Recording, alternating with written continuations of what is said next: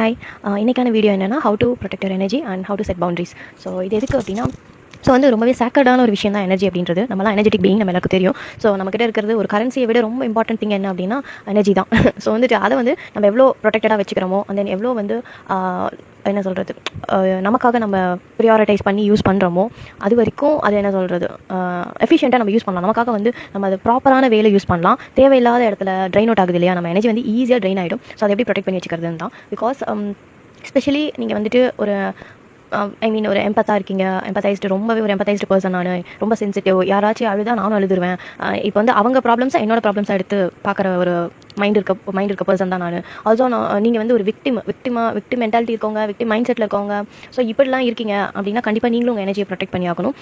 நீங்கள் இப்படிலாம் இருந்துட்டு விக்டிம் மைண்ட் செட்லலாம் இருந்துட்டு ஒரு நர்சிஸ்ட் பிஹேவியர் பீப்புள் கிட்டலாம் மாட்டிக்கிட்டீங்கன்னா அவ்வளோதான். அவங்க வந்துட்டு ஒரு வேம்பயர் மாதிரி, வேம்பயர் மாதிரி ஃபுல்லாக அவங்க எனர்ஜி எடுத்துகிட்டு விட்டுருவாங்க.